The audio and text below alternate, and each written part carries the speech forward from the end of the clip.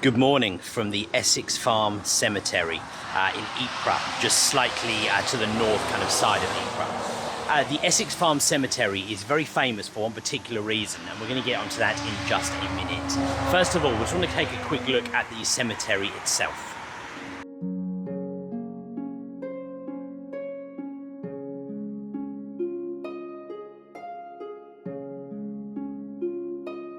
Now, this is a wartime cemetery that was used during the First World War, and you can tell that by some of the kind of more haphazard layout that this cemetery has compared to some of the post-war cemeteries, which have a much more sort of regimented and, symmetrical layout.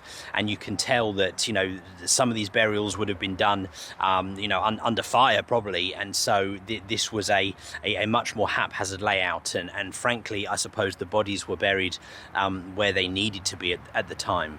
There's 1,205 burials here at Essex Farm, 103 of which are unidentified.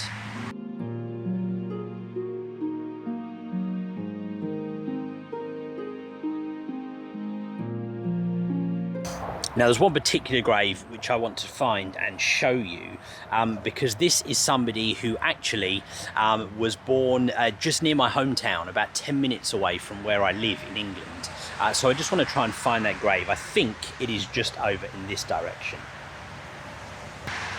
Okay, so here is the grave of Valentine Joe Trudwick, known as Joe. Now, the tragedy of this is that Joe was killed on the 14th of January 1916 when he was just 15 years old.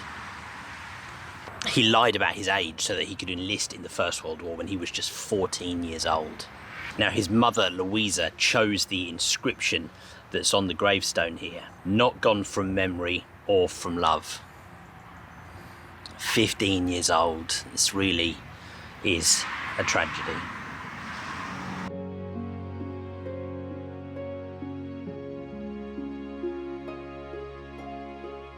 Now, this area was also used as an advanced dressing station, treating wounded soldiers that were coming off the front line.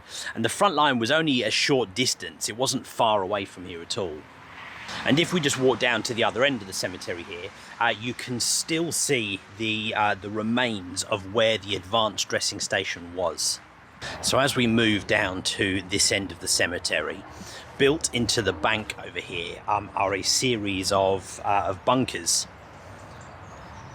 And this is where the advanced dressing station would have been set up. Now, the actual bunkers themselves have been rebuilt in concrete. At the time, they probably would have been more sort of built with kind of wood, sort of shacks almost. But you really can imagine these kind of bunkers built into this bank. So the front line would have been kind of over in this direction. And here they would have been treating people, in awful conditions, life-threatening injuries, trying to look after their wounds, emergency surgery in the field, the stuff that went on here and the conditions that the doctors or the surgeons had to work in this environment. Unthinkable, really. And when you think about that and you see these kind of places, it's no wonder why so many people went on to die from wounds or injuries that maybe they would not have died from in other circumstances.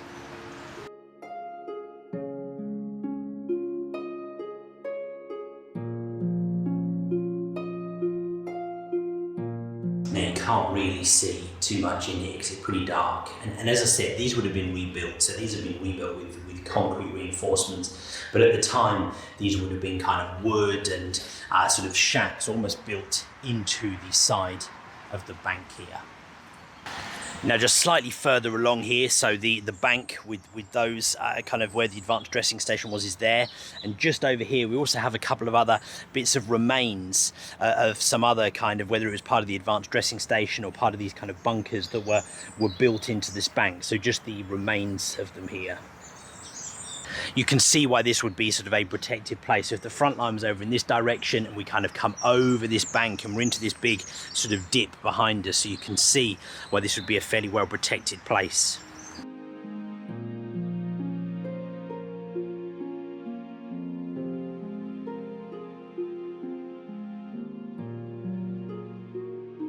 Now, during the Second Battle of Ypres, in the early morning of the 23rd of April 1915, the 1st Canadian Field Artillery moved in to take up position in this area.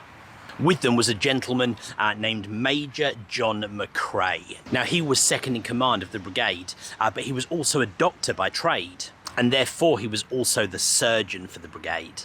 And in the following days, Major John McCrae tended to the wounded and injured coming off the front line right here in this area. Now, whilst working here as a medical officer, unfortunately, in May 1915, John McCrae witnessed the death of one of his good friends, Alexis Helmer. And it was those events that inspired John McCrae to write the poem In Flanders Fields. In Flanders Fields the poppies grow, between the crosses row on row, that mark our place, and in the sky the larks still bravely singing fly, scarce heard amid the guns below. We are the dead, short days ago, we lived, felt dawn, saw sunset glow, loved and were loved, and now we lie in Flanders Fields. Take up our quarrel with the foe, to you from failing hands we throw, the torch be yours to hold it high, if ye break faith with us who die. We shall not sleep, though poppies grow in Flanders Fields. So right here by this advanced dressing station, with all of the death and suffering around him, just off the back of the front line, as he saw his good friend Alexis Helmer buried, he was inspired to write that poem. Now they have a plaque over here dedicated to him, and almost like a point to recognise where it was that he wrote this poem. Now, I say where it was, we don't necessarily know that it was literally right here in this spot, but it certainly would have been in this area right here.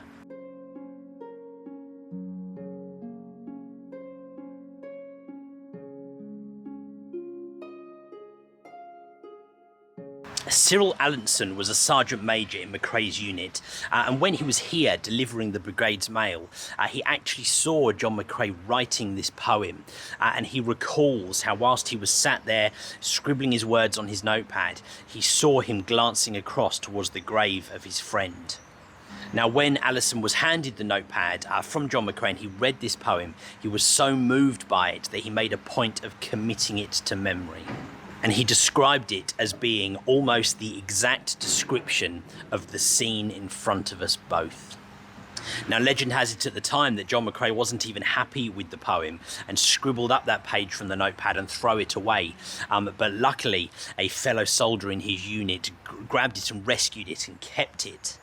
Later on, of course, John McCrae did decide to publish that poem. Now, he unfortunately passed away in 1918. He suffered with the flu and then pneumonia, and he passed away in 1918. And shortly after his death, his obituary in the Times recorded that the volume of his work was small, but his verse had obtained a lasting place in modern anthologies. Now, that is absolutely right. Of course, the poppy mentioned in Flanders Fields has gone on to be a major symbol of remembrance worldwide. Now, of course, John McCrae wouldn't have known that at the time, but whilst he was here tending to the wounded, trying to perform surgery in horrendous conditions, you know, the front line just heard death and suffering around him. You know, his friends, his comrades being buried just here. He was inspired to write those beautiful words, In Flanders Fields. So there we have it, Essex Farm, and the place where John McCrae wrote In Flanders Fields. I hope you guys enjoyed this video. Make sure you stick around and subscribe for the next one, because I'm going from here straight on to somewhere else. So we've got plenty more videos to come. Thanks for watching.